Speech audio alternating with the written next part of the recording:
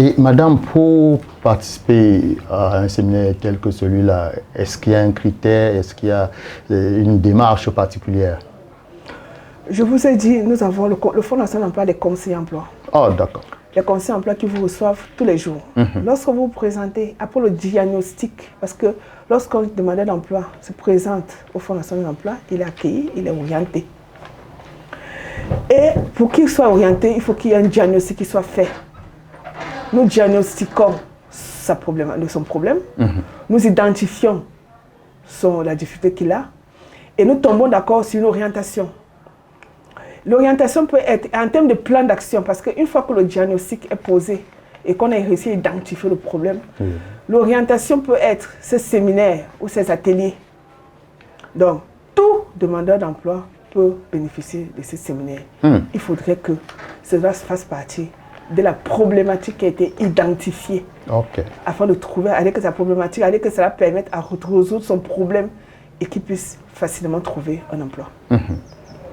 C'est dire en d'autres termes que, par exemple, si c'est ceux qui ont un certain niveau, un certain background, on les mélange pas avec ceux qui ont un background un peu plus bas, ou alors ça se fait de façon spécifique? Oui. Parce qu'il faut également comprendre que le séminaire, ce ne sont pas un cours que nous donnons. Le séminaire, il est interactif. Et nous devons également regrouper des personnes qui ont un niveau de compréhension, pour le dire ainsi, un niveau de compréhension qui soit assez autonome, qui soit assez homogène. On peut faire un séminaire pour peut-être les personnes qui ont un niveau réduit, parce qu'il ne faudrait pas que, imaginez-vous une salle de séminaire où il y a une personne qui a un doctorat avec une personne qui a le BPC, en termes d'échanges, parce que ce sont des échanges qui sont interactifs. Tout à fait. Donc, nous faisons quand même un effort de regrouper des personnes qui ont un niveau d'études homogène, de peur de heurter certains. Parce qu'il faudrait que lors de ces séminaires, on donne la possibilité à tous les séminaristes de s'exprimer. Il faut qu'ils puissent s'exprimer.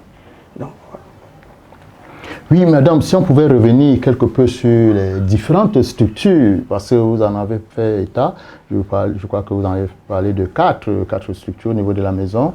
Est-ce que de façon, sans aller dans les détails bien sûr, mais est-ce qu'on peut avoir encore une fois de plus une idée particulière, de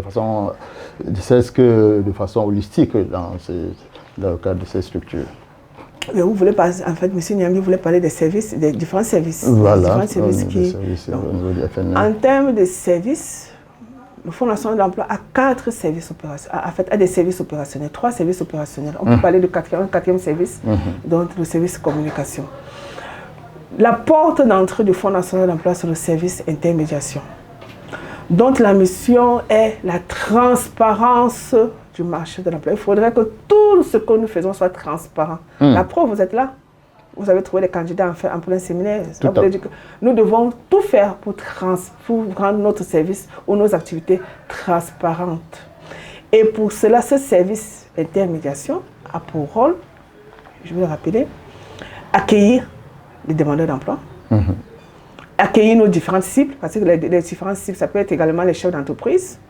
Nous accueillons, nous orientons, nous conseillons, nous accompagnons dans la recherche d'emploi. Et au niveau du service intermédiation également, nous mettons en relation pour les différentes offres d'emploi. Nous avons un service formation, le deuxième service. Le service formation a pour rôle de donner, d'accompagner les demandeurs d'emploi à acquérir des compétences dans les domaines, pour les métiers, dans le domaine des formations, des formations complémentaires ou des formations d'apprentissage aux petits métiers. Et je tiens à rappeler que ces formations sont gratuites. Nous avons un service dédié à la création d'activités. Et au niveau de ce service, le service accompagne dans le montage, le financement et le suivi du projet.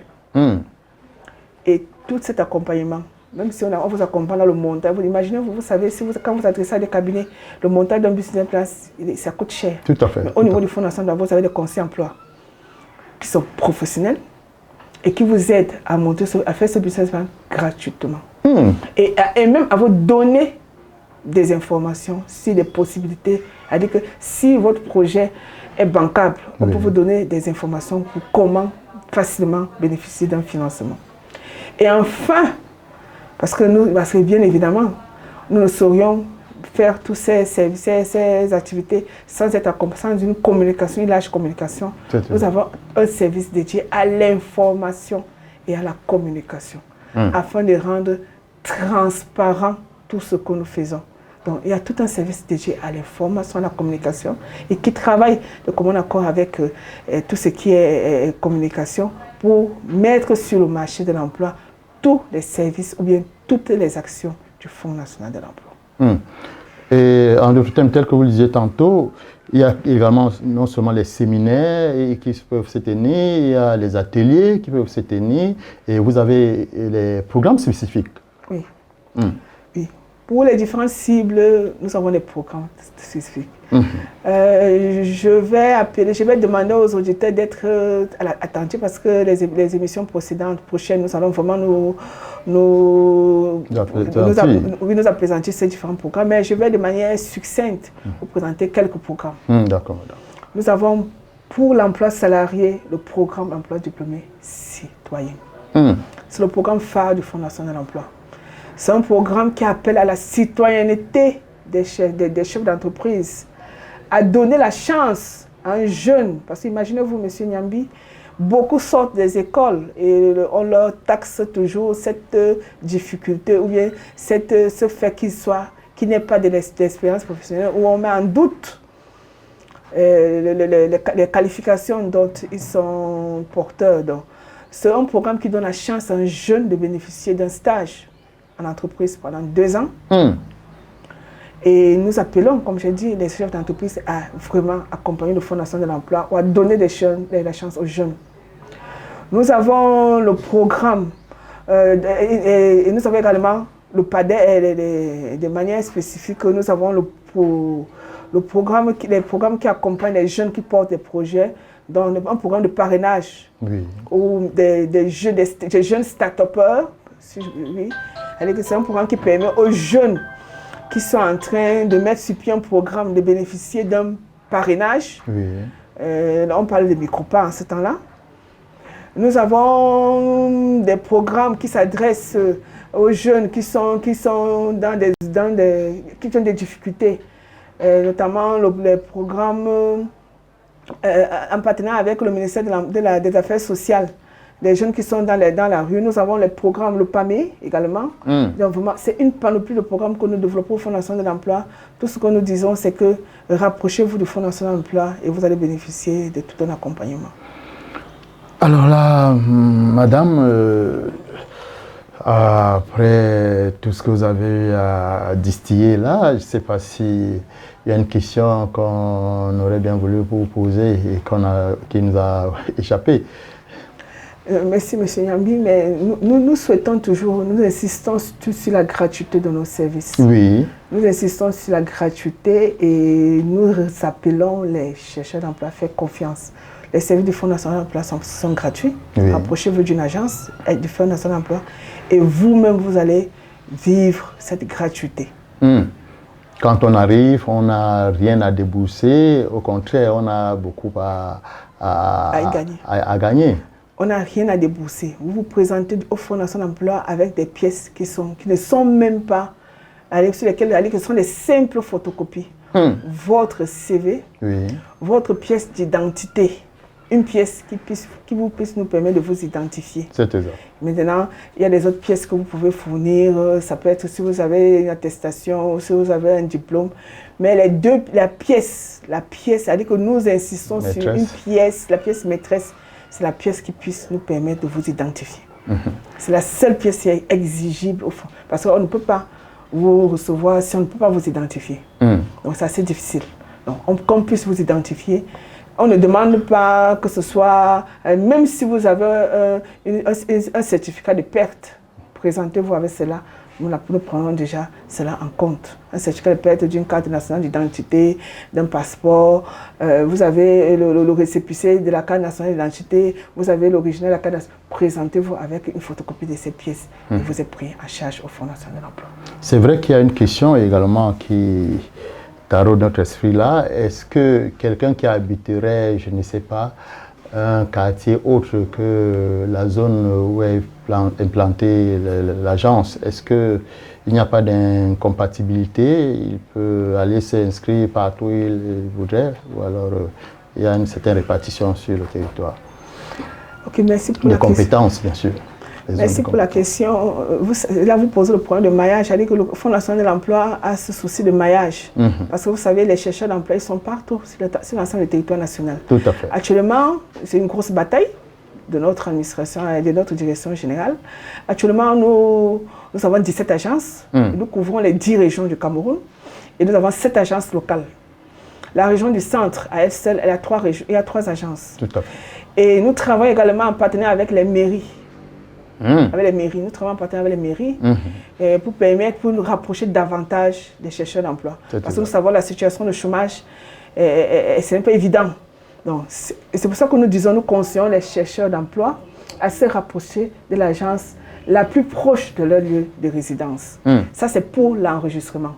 Mais en termes d'offres d'emploi, quelle que soit l'agence où vous êtes fait enregistrer, vous bénéficiez des offres d'emploi de tout le réseau d'agences du Fonds national de l'emploi.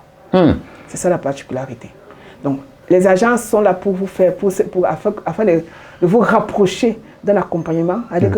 Et si je suis inscrit, je peux prendre un exemple simple. Je suis inscrit à l'agence, par exemple, des Bolova. Oui. Et je me retrouve à l'agence, et je me retrouve à Yaoundé. Oui. Et j'ai besoin d'un service du Fonds national de l'emploi. Je vais dans une agence FNE, je n'ai plus besoin de me faire enregistrer, je suis pris en compte, je suis accompagné. C'est ça le Fonds national de l'emploi. Et comme je disais, nous travaillons avec les mairies, nous travaillons avec les délégations départementales et régionales, vous savez, de notre tutelle technique qui est le ministère de l'Emploi et de la formation professionnelle. Ils jouent un grand relais sur le terrain. Et nous également, au travers du programme, parce que nous avons un programme de captage des compétences. Nous nous déployons sur le terrain pour nous rapprocher davantage de nos cibles, pour faire ce captage national des compétences et mettre à la disposition de tous les chercheurs d'emploi qui sont dans des zones aussi reculées les offres, les opportunités d'emploi. Tout à fait. Voilà. Et c'est dans cette optique justement que je me tenais à vous réitérer le fait que nous vous savons gré pour les offres d'emploi que vous mettez à la disposition des chercheurs d'emploi. Oui. Parce que c'est des informations assez crédibles. Effectivement, les offres d'emploi sont là. Elles sont mises à la disposition des chercheurs d'emploi. Et quand vous arrivez dans une agence FNE, vous avez d'abord le Babia qui vous informe sur les offres d'emploi. Non seulement de l'agence où vous trouvez, également des autres agences. Et c'est là où le service communication entre en jeu.